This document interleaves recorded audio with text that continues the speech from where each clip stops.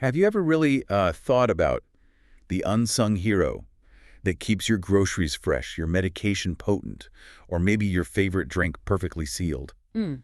We're talking about packaging.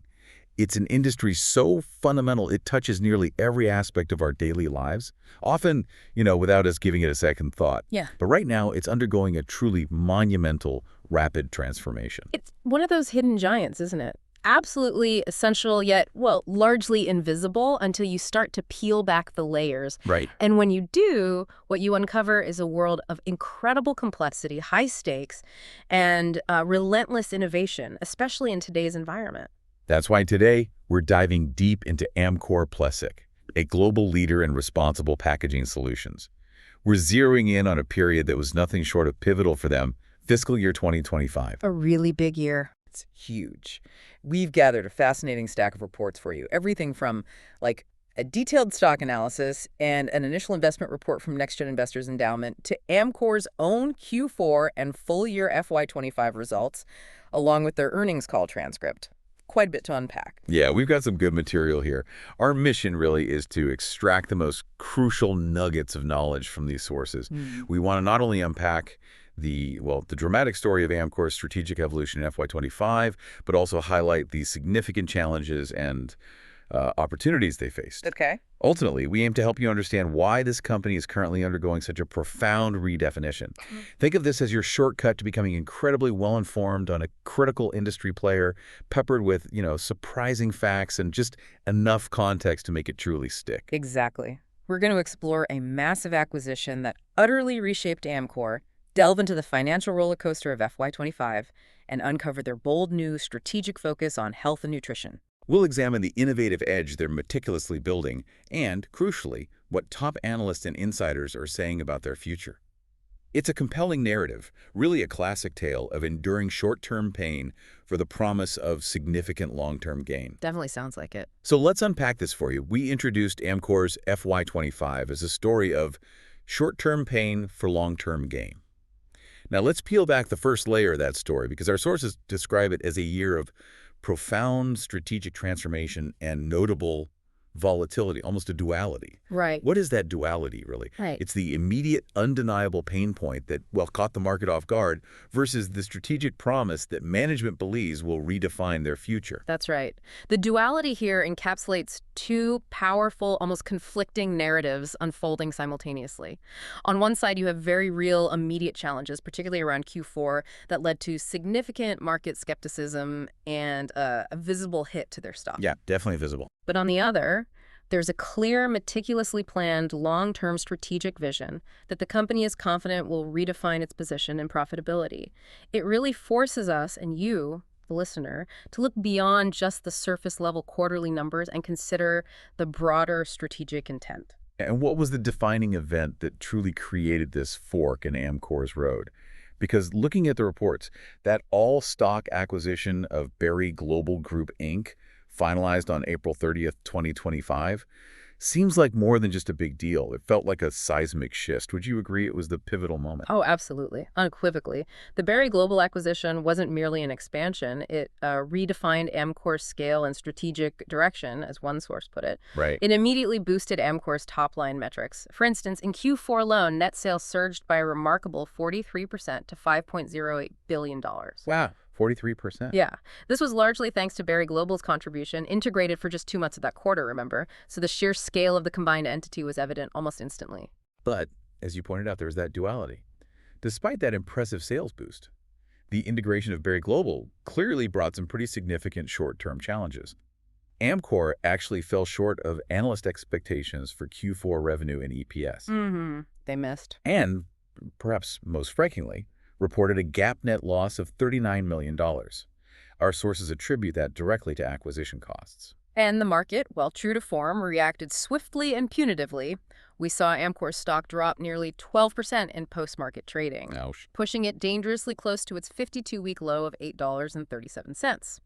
This kind of reaction is, well, typical when the immediate costs and disruptions of a large merger overshadow the potential long-term benefits in the eyes of, let's say, impatient investors. Yeah. It's a classic example of markets prioritizing short-term earnings, isn't it? It really is. But, and this is where I think the story gets particularly compelling, when we look beyond that tough Q4, The full fiscal year actually reveals a picture of underlying resilience.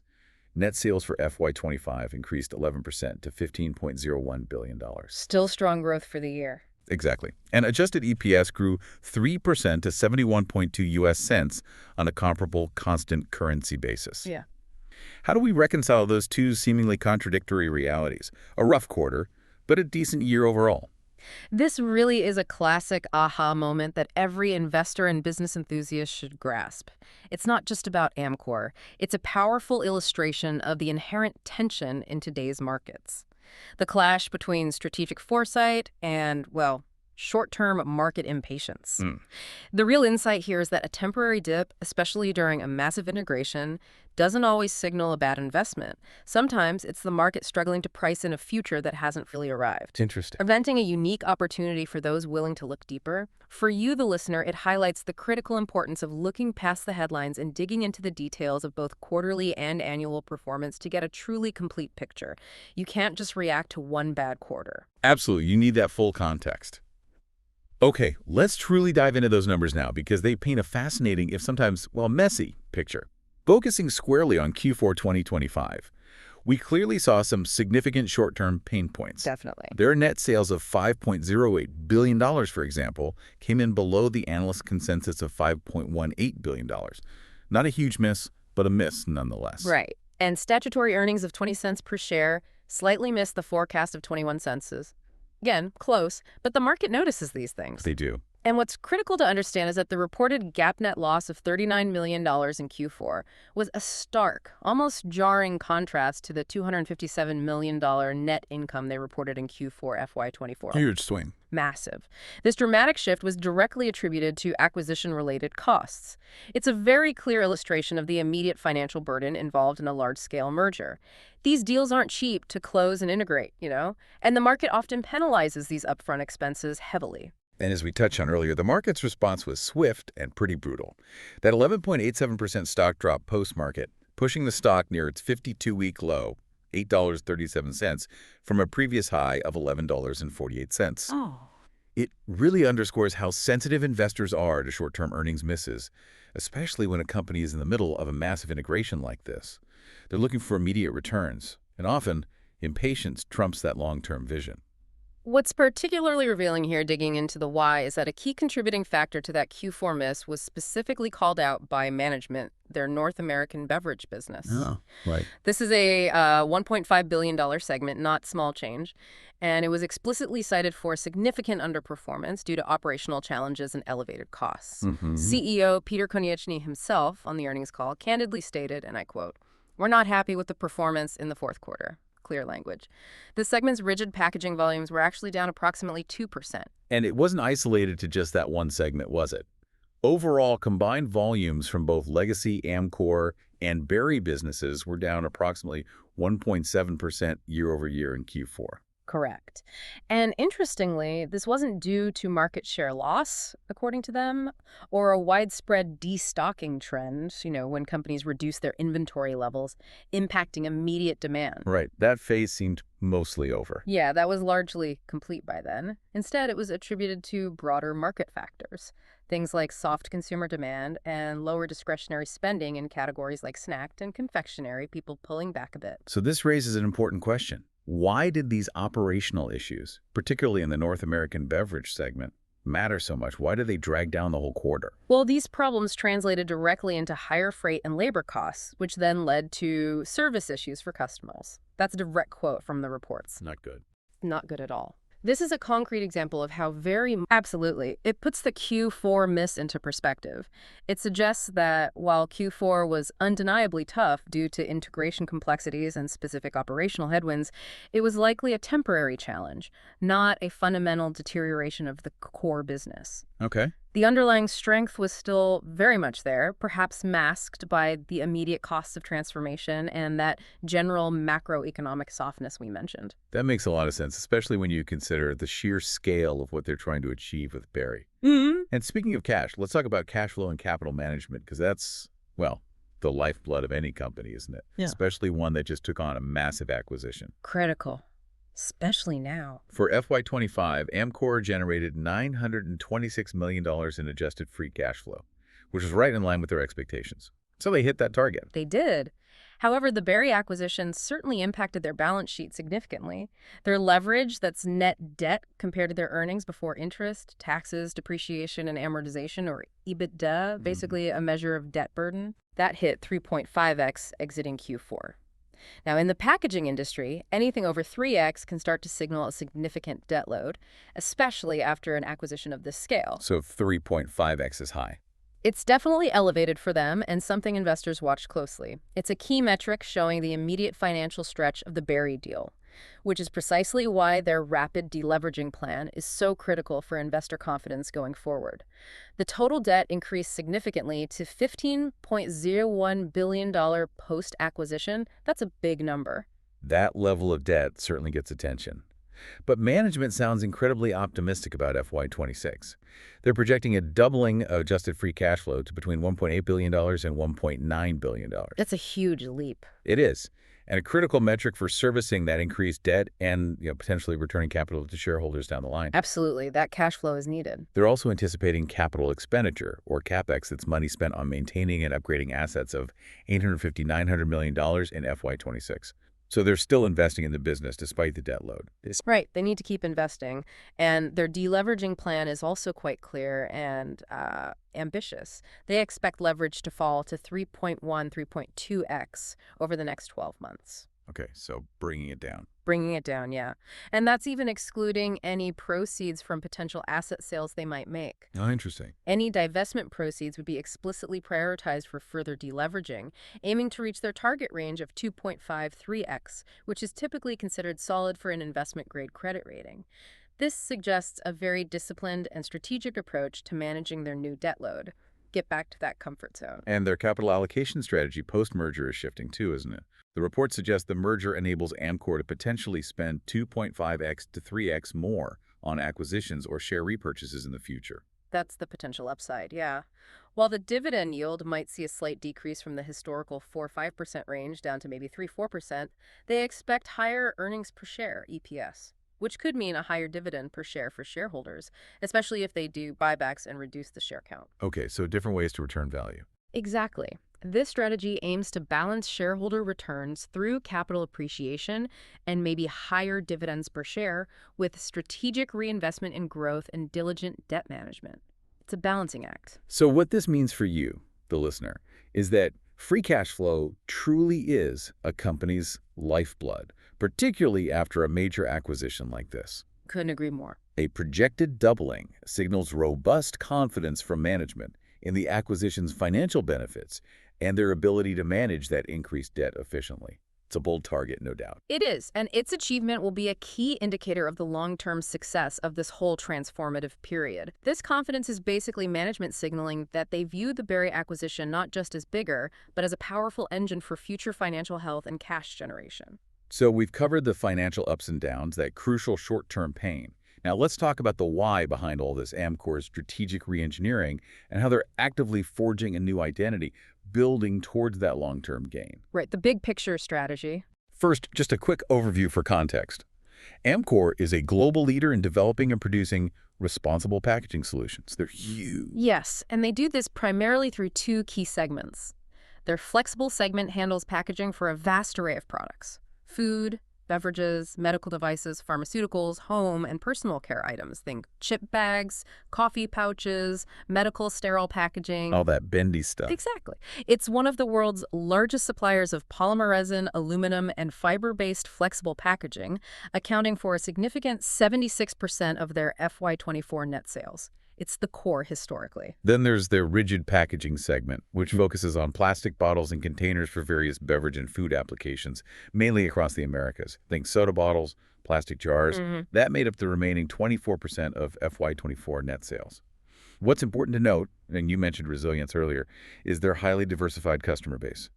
No single customer accounts for more than 10% of consolidated net sales. Which is healthy, reduces risk. And understanding these segments, flexibles being dominant, rigid being smaller but significant, is absolutely crucial because it helps frame the enormous strategic impact of the Berry Global acquisition.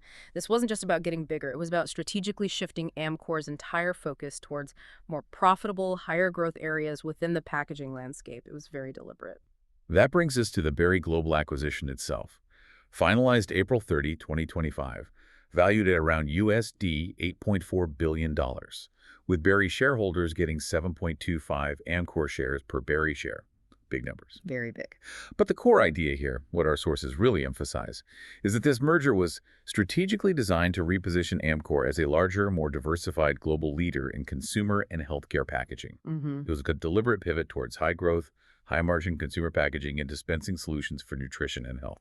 That sounds like a very specific intention, not just opportunistic growth. It is, and it highlights the truly complementary strengths and operational synergies they saw. For instance, Berry brought a significant boost to Amcor's rigid packaging capabilities.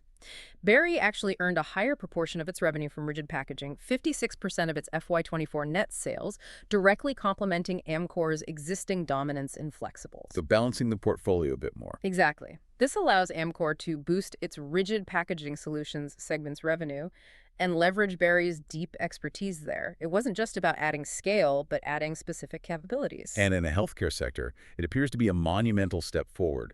The reports say Berry's specialty containers align perfectly with Amcor's flexibles, Right. enhancing its healthcare exposure through advanced multi-component delivery systems.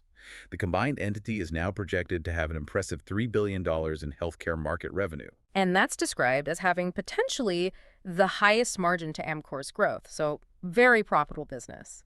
Plus, Berry's regulatory expertise in healthcare perfectly complements Amcor's existing R&D capabilities, creating a truly formidable force in medical and pharmaceutical packaging. That sounds powerful. Beyond those specific areas, the merger also significantly strengthens Amcor's position across broader markets like protein packaging, pet food, liquids, beauty and personal care, and food service. Lots of consumer-facing areas. And importantly, a key strategic benefit. Berry had no presence in the North American beverage market, remember, the segment we mentioned earlier that caused some Q4 headaches for Amcor. Yeah, the underperformer. Exactly. So this makes it a truly complementary acquisition without significant competitive overlap in that challenging area. Plus, Berry's closures business, things like sophisticated dispensing systems, pumps for lotions and soaps, further strengthens Amcor's portfolio, especially after they strategically divested their Bericap joint venture stake earlier. They're adding new adjacent capabilities. Now, let's talk about the financial synergies, because these are the big numbers everyone's watching. The quantifiable gain from this pain, potentially. The combined entity boasts impressive scale, revenues of $24 billion, and adjusted EBITDA of $4.3 billion, with Amcor shareholders holding approximately 63% of the combined company. That scale is huge, and the synergy targets tied to it are both ambitious and well-defined. This is where the long-term gain becomes very tangible if they can execute. Okay, what are those targets? They expect to realize $530 million in cost-saving synergies by the end of year 3, primarily from procurement efficiencies, basically, buying raw materials like resins and films in larger volumes at better prices. That's the bulk of it. Makes sense. Buying power. Definitely. Add to that $60 million in incremental earnings from increased exposure to those high-growth sectors we talked about and enhanced innovation capabilities combined.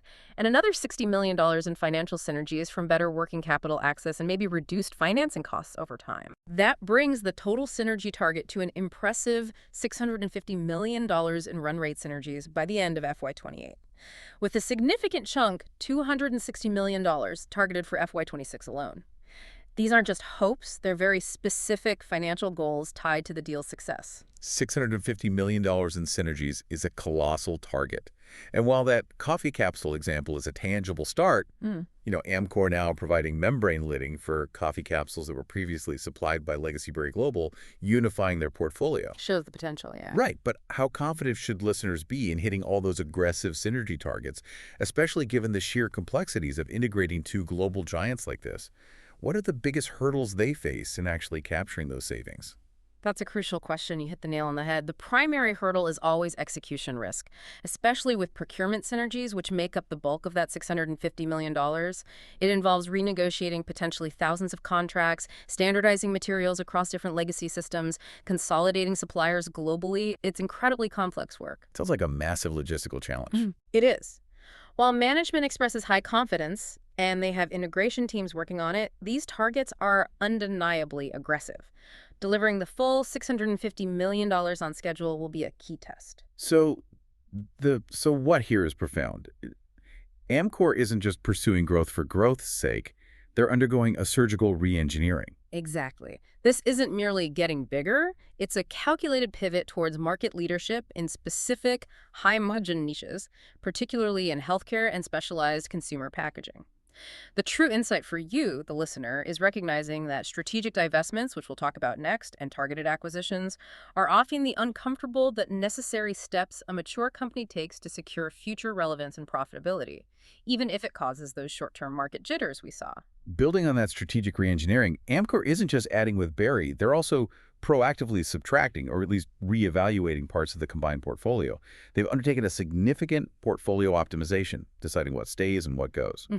Part of the plan. They've identified a new core portfolio valued at approximately $20 billion. That's the heart of the new Amcor. Yes, and this new core portfolio is sharply focused on those high-growth, high-margin businesses within consumer packaging and dispensing solutions for nutrition and health. Critically, about 75% of these sales come from advanced solutions requiring significant innovation. Okay, value-added stuff. Right. And around 50% are generated from specific focus categories like healthcare, beauty and wellness, pet food, food service, liquids, and protein packaging. This signals a very intentional shift towards higher value, more defensible areas of the market. Think of their portfolio optimization like a chef refining their menu, keeping the high demand, high margin dishes, and maybe taking off the slower, less profitable ones to focus effort. Makes sense. So as part of this optimization, Amcor has identified approximately $2.5 billion in businesses that are now deemed less aligned with this new core focus. These are now being evaluated for potential divestment, selling off pieces. Exactly, and a key component of this divestment plan is precisely that $1.5 billion North American beverage business we discussed earlier, the one that contributed to significant underperformance in Q4. Ah, so it is on the block, potentially. Potentially, yes. What's interesting and quite strategic is management's approach here. They intend to stabilize and strengthen this underperforming business first before exploring divestment. Okay, fix it up before selling. That seems to be the plan. The stated aim is to maximize shareholder value rather than just conducting a fire sale of an asset while it's struggling, get a better price later, essentially. That sounds like a smart move. Stabilize first, then divest for maximum value. But realistically, how challenging is it to effectively stabilize an underperforming, complex business segment like North American beverages while simultaneously trying to integrate another massive acquisition like Berry? Isn't there a significant risk of spreading resources too thin and distracting from the core Berry integration, which is already huge? That's a very fair point, and it's certainly the tightrope walk they're attempting. There is indeed a risk of distraction, juggling these two major initiatives. Right. Seems like a lot at once. It is. But the company's stated rationale, per the earnings call, is that the operating performance of the NA beverage business, quote, should not drive your strategic assessment of the portfolio. They see the decision to review divestment as purely strategic, based on its fit with the new core, not just a reactive measure to recent performance. Okay. Strategic filter first. Right. And they believe the separate focus on stabilization, potentially with dedicated resources, will ultimately yield a better outcome than trying to sell it while it's clearly underperforming. They've even put new and focused management in place for that specific segment to try and turn it around. Okay, so dedicated team. What about the impact on synergies if they sell it? Does selling the beverage business hurt their ability to get those procurement savings from the Berry deal? That's another good question addressed in the sources. Management believes the potential divestment of the North American beverage business will not materially impact their ability to generate the $650 million in procurement savings. Why not? Primarily because Berry buys different categories of resin, the main raw material, than what's predominantly used in the NA beverage business. There isn't huge overlap in the specific materials they're buying. Also, some of the resin used in their North American beverage business is apparently tolled meaning a third party processes and often supplies the raw material under contract. So Amcor doesn't control all that purchasing directly anyway. Exactly. That can impact Amcor's direct control over costs and limit the direct procurement savings from that specific segment that would be lost in a divestment. So they feel confident the main synergy targets remain achievable even if any beverage is sold. They're also looking at potentially divesting another $1 billion in smaller, non-core businesses, too. Okay, so if you're tracking Amcor, what does this proactive strategy, both acquiring Berry and planning these divestments, mean for your understanding of the company? Well, this proactive strategy demonstrates management's clear commitment to efficiency and strategic focus. They're literally reshaping the company to be more agile, more profitable, and better aligned with future market opportunities. They're doing this by shedding assets that don't fit that future vision, even if those assets are large. Mhm. It's a very deliberate resculpting of their business, a calculated step to ensure long-term relevance and profitability in high-growth, high-margin areas. This, for me, is a powerful indicator of a management team that isn't afraid to make tough, potentially unpopular short-term calls for future growth. They have a vision, and they're executing it warts and all. Okay, we've covered the financial roller coaster and the strategic chess moves. But what about the engine powering Amcor's future, the very core of how they plan to stay competitive in a rapidly evolving market? Right, the how. That brings us directly to innovation and sustainability, which, as we'll see from the sources, are absolutely paramount for the packaging industry right now. You can't ignore them. Indeed, you really can't. The packaging industry is undergoing a monumental shift, and Amcor is clearly positioning itself at the forefront of these key global trends for 2025. The most dominant trend, without question, is sustainability. Huge driver. Massive. There's an accelerating global shift away from traditional plastics due to environmental concerns, regulatory pressure, consumer demand, you name it. And Amcor is positioning itself at the forefront here. Their Amprima recycle-ready solutions are a great example. It's a portfolio of films designed to offer a more sustainable choice, making packaging easier to recycle without compromising performance, like barrier properties. Okay, so practical solution. Exactly. They even won a sustainability award recently for a new recycle-ready spouted pouch, which demonstrates real-world application and recognition. It's not just talk. That's a tangible achievement. Another fascinating trend mentioned is smart packaging, what some are calling the Internet of Packaging. This uses technologies like QR codes, RFID tags, NFC chips embedded in the packaging. Connecting the physical product to the digital world. Right. To enhance consumer engagement, provide real-time product information, track products through the supply chain, ensure authenticity. Lots of possibilities. Amcor's MaxQ system is a digital solution that embodies this. It helps brands build loyalty and capture valuable last-mile consumer data directly from the product itself. Which is gold for brands, right? Understanding how consumers interact with their product right at the point of use. It also provides insights into consumer behavior and product authenticity, fighting counterfeits. Definitely valuable data. And this feeds directly into their focus on high-growth markets. The global active and intelligent packaging market, for example, that includes smart packaging and things that extend shelf life, is projected to grow at a compound annual growth rate, or CAGR, of 6.0% from 2025-2035. That's solid growth. The Berry Global acquisition, as we discussed, is explicitly designed to strengthen Amcor's position in these kinds of high-growth segments, especially healthcare and consumer dispensing systems. And the market context seems supportive, too. Yes, analysts also predict that those destocking trends we mentioned, particularly in healthcare and beverages during FY24, are expected to normalize, meaning demand should stabilize or pick up. This normalization is crucial, as the healthcare packaging market itself is expected to grow at a CAG of 6.55% from 2024-2032. Strong growth there. Very strong, driven by aging populations and chronic diseases needing more sophisticated medical products and packaging. Meanwhile, the beverage packaging market, RGR, is projected at 4.15% from 2025-2030, driven largely by the demand for more eco-friendly solutions like recyclable bottles and pouches. These are all critical areas of future growth, and Amcor is positioning itself squarely within them through acquisition and innovation. Okay, let's talk about Amcor's R&D prowess then. They're not just reacting to trends, they seem to be actively shaping them. With the merger, Amcor has become a combined R&D powerhouse. Absolutely. The numbers are impressive. An estimated $180 million annually invested in R&D, approximately 1,500 R&D professionals working across 10 dedicated innovation centers globally, and a combined portfolio of over 7,000 patents. That's a formidable intellectual arsenal, isn't it? It truly is a tremendous asset, and it forms a significant competitive moat. Their core R&D approach is described as deeply client-centric, exemplified by their Catalyst program. What's that? It's basically a collaborative innovation approach. It directly engages customers with Amcor's own experts, scientists, designers, engineers for everything from initial concept exploration and problem-solving workshops to consumer research, rapid prototyping, graphic and industrial design work, and rigorous technical trials on production lines. So co-creating solutions with the customer. Exactly. It's about co-creating bespoke solutions tailored to specific needs rather than just selling off-the-shelf products.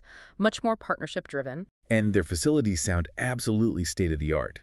Their Asia-Pacific Innovation Center, or APIC, in Jiangxin, Wuxi, China, for example, boasts ideation and prototyping innovation labs that can literally shorten product development timelines by up to 50%. That's huge. Massive speed-to-market advantage. It also has analytics and application labs that simulate real-world production environments to resolve potential issues before they even arise, saving time and money. And this next one, Amcor, sounds truly innovative, an augmented reality tool for virtual real-time support, allowing remote exploration of production stages and collaboration. Can you explain how something like that translates into tangible benefits? What makes it truly next level for a packaging company? Absolutely. Amcor is a potential game changer because it means their top experts say a specialist in sealing technology or a specific type of polymer can virtually be on a customer's production floor or one of Amcor's own plants anywhere in the world. While getting on a plane. Exactly.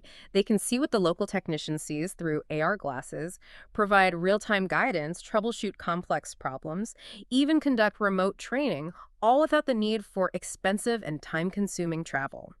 This reduces downtime for customers, improves efficiency, speeds up problem resolution, and allows for seamless global collaboration on a scale previously unimaginable. Wow. It's next level because it leverages cutting-edge technology to solve very practical, real-world operational challenges, directly impacting customer service levels and product quality. It's innovation applied directly to operational excellence. Very cool. And beyond internal innovation, Amcor also actively partners with startups and scale-ups through a corporate venturing approach. They invest in promising new technologies. Like what? An excellent example highlighted is their investment in Lacella, an advanced recycling technology pioneer based in Australia. Lacella focuses on chemical recycling of plastics that are hard to recycle mechanically. This partnership aims to create a local circular economy for soft plastics in Australia and directly helps Amcor progress towards its ambitious target of achieving 30% recycled content. Investment meeting sustainability goals. So the takeaway here is profound. This isn't just about making packaging, it's about inventing the next generation of packaging. They're doing it with a strong focus on client needs, integrating groundbreaking technology like AR, and demonstrating an unwavering commitment to environmental responsibility through things like recycle-ready designs and advanced recycling partnerships. That leads us directly and seamlessly to their ESG leadership, environmental, social, and governance. The sources make it clear this goes far beyond just buzzwords for Amcor. How so? Well, for starters, Amcor holds an AA rating from MSCI ESG, a major rating agency, and they've maintained that for 5 consecutive years. That's a strong, consistent indicator of their performance in this critical area, placing them among the leaders in their industry for environmental, social, and governance practices. It's externally validated. And they have incredibly ambitious goals, like making all their packaging recyclable or reusable by 2025, a target that's basically here now. That required huge effort. Massive effort. And they're committed to achieving net zero greenhouse gas emissions by 2050 with significant near-term targets. A 54.6% reduction in Scope 1 and 2 emissions, their direct operations, and a 32.5% reduction in Scope 3 emissions, their value chain, by fiscal year 2033. These aren't just plucked out of the air, they're Science-Based Targets Initiative, or SBTI, approved. Meaning they're scientifically validated and rigorously tracked against climate science. Exactly. It adds credibility. And their achievements so far are measurably impressive. They've reported a 14% reduction in absolute greenhouse gas emissions already. They're using over 70% renewable electricity globally, and they've purchased over 254,000 metric tons of recycled materials. Which is huge volume. It is, and that actually allowed them to surpass their 2025 goal of using 10% PCR, post-consumer recycled content early. That's real progress. Currently, the reports state 94% of their flexible packaging portfolio has recycle-ready options available, and 95% of their rigid packaging is widely recyclable in practice. These aren't just abstract statistics, they represent a fundamental shift in how they design, source for, and produce their products. They've also focused heavily on waste reduction within their own operations, cutting waste sent to disposal by 33% in just 3 years. That's significant. And achieving zero waste to disposal certification at 121 sites globally. That's impressive operational discipline. Socially, on the S in ESG, they've had their safest year on record, reporting a 12% reduction in injuries. They boast a very low recordable case frequency rate, RCFR, of 1.36, and an even lower total recordable incident rate, TRIR, of 0.27, suggesting a strong safety culture. Good to see. And they have a comprehensive global diversity, equity, and inclusion (DE&I) strategy, including specialized training for production workers and active employee resource groups, or ERGs, all aimed at fostering a more inclusive workplace. What about their supply chain? That's often where the biggest environmental impact lies. Right, Scope 3 is key. And what's notable is their robust supply chain engagement. They hosted a supplier sustainability summit involving over 110 key suppliers, specifically focused on collaborating to reduce GHG emissions throughout their entire value chain. They recognize they can't hit their Scope 3 targets alone. Makes sense. Collaboration is key. So what does all this ESG focus mean for you, the listener? It means Amcor isn't just talking about sustainability and social responsibility. They're actively integrating it into their core business model, using it to drive innovation in materials and design, and achieving measurable results across environmental and social metrics. This isn't just good PR, it's becoming increasingly crucial for long-term business resilience, attracting talent, maintaining brand reputation, and meeting evolving consumer and regulatory demands in today's increasingly conscious market. It's a key part of their strategic gain equation. Okay, let's shift gears now and look at how the market investors, analysts, is perceiving all this transformation. This push for long-term gain amidst that very real short-term pain we discussed. Amcor's stock has experienced significant volatility in 2025. Understatement, maybe. Yeah, perhaps. And this really is a tale of two narratives playing out in real time in the stock price. Absolutely. You look at the range. The stock's 52-week high was $11.48, and its low was down at $8.37. That's a pretty wide swing. Following the Q4 earnings miss we dissected earlier, the stock reacted very sharply, dropping 9.7% in regular trading to $8.73, and then an even more significant 11.87% decline in post-market trading immediately after the results. This highlights what we often call fragile market sentiment during major strategic integrations. The market just gets nervous. Understandable, maybe. Understandable, yes. Immediate earnings misses can, unfortunately, overshadow even well-laid long-term strategic plans and the potential future value creation that management is focused on. It's that classic contradiction we see in business, isn't it? Management is intensely focused on the Berry acquisition's long-term value creation, the synergy realization, the strategic pivot. Playing the long game. Right. While many investors, particularly those reacting in the very short term, appear more concerned with the immediate earnings picture and those operational challenges in specific segments.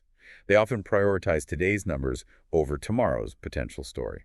This dynamic leads to some really interesting valuation challenges for Amcor right now, illustrating a somewhat confused market, as one analyst put it. How so? What are the numbers showing? Well, in August 2025, around the time of these reports, various financial data sources reported price-to-earnings, or PE ratios, for Amcor ranging wildly.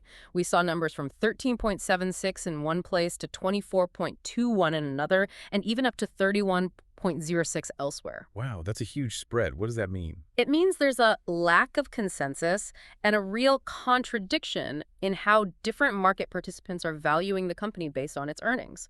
It tells you that the market is struggling to put a consistent price tag on the newly combined entity, likely due to uncertainty about future earnings streams and the impact of integration costs. That's fascinating. Are other metrics just as confusing? They paint a mixed picture, too. For instance, consider Amcor's PE using one common source, around 24.21. That's actually higher than the packaging industry average of about 16.08 at the time. Which normally suggests overvaluation, right? Typically, yes, based purely on current earnings. But here's the twist. Their price-sales ratio, which compares stock price to revenue, was 0.84. And their price-book ratio, comparing price to the company's net asset value, was 1.07. Both of those metrics are significantly lower than the industry averages of 1.56 and 3.06, respectively. Okay, so high PE, but low price sales and price book. What do these mixed signals tell us about how the market views Amcor right now? Is it expensive or cheap? It tells us that the market is sending conflicting signals, likely struggling to value the combined entity consistently. A high PE might suggest investors expect strong future earnings growth to justify the price, or perhaps that current earnings are temporarily depressed by acquisition costs, making the ratio look artificially high.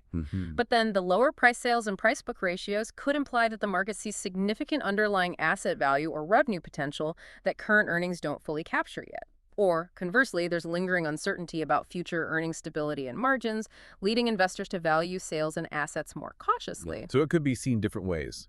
Exactly. One interpretation is that it might be seen as a potential value play on its assets and revenue base by some investors who believe earnings will recover strongly. Others might look at the high PE and the Q4 miss and remain hesitant. It highlights the uncertainty. An older discounted cash flow, or DCF, model from May 2025. So before the Q4 report even implied a potential share price of $15.81. Way higher. Yeah, suggesting a 59% upside based on standalone growth plus potential merger improvements.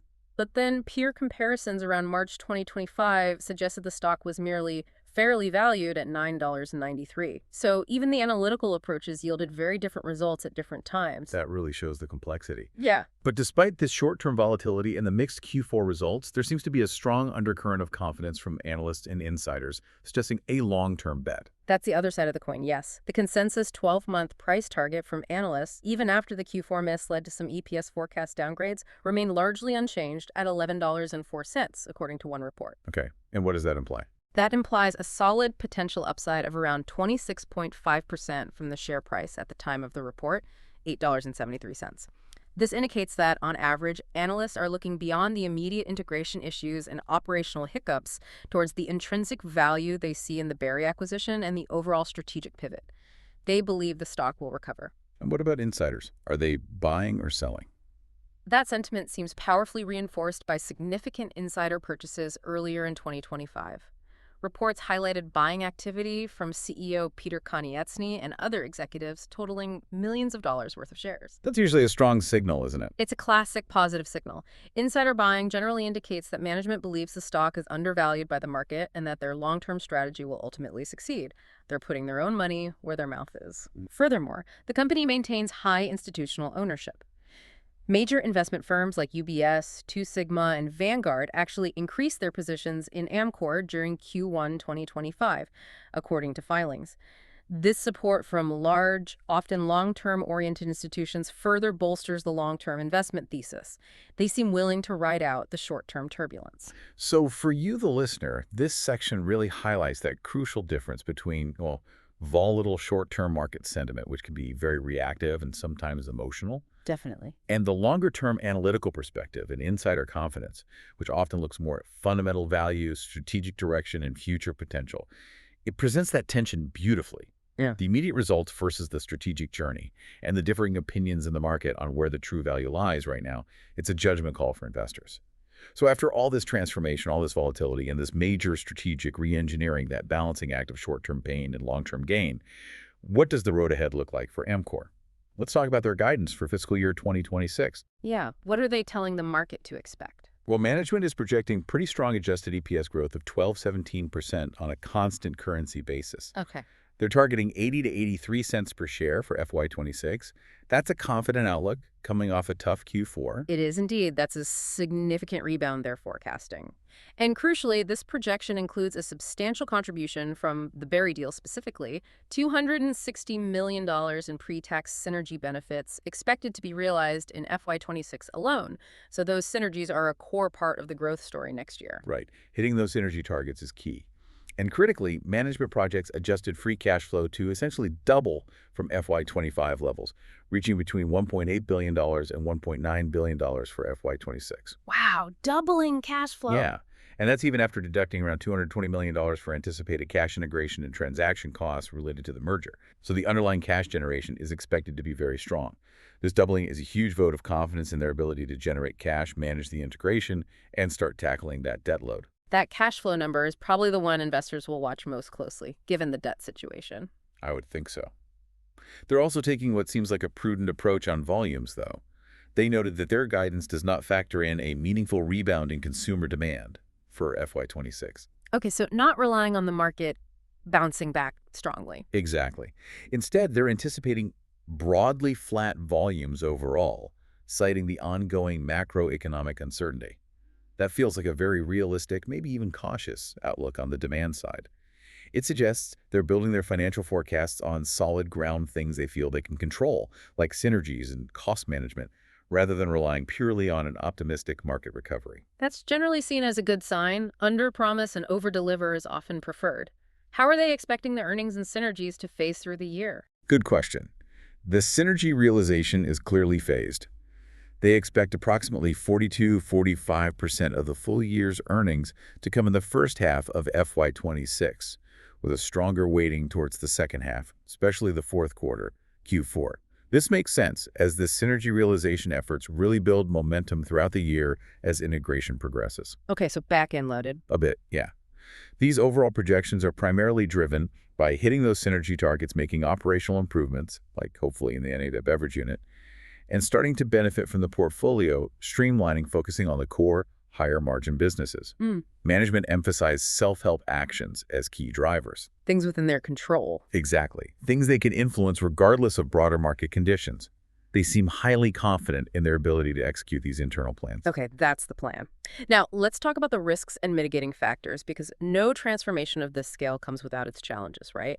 What are the primary risks Amcor faces as they move into FY26 and try to deliver on these ambitious projections? Definitely risks involved. The primary risk, as outlined clearly in our sources, is a failure to fully achieve those anticipated synergy benefits from the Berry acquisition. Those $650 million in total synergies, with $260 million targeted for FY26, are absolutely crucial to their growth story and their deleveraging plan.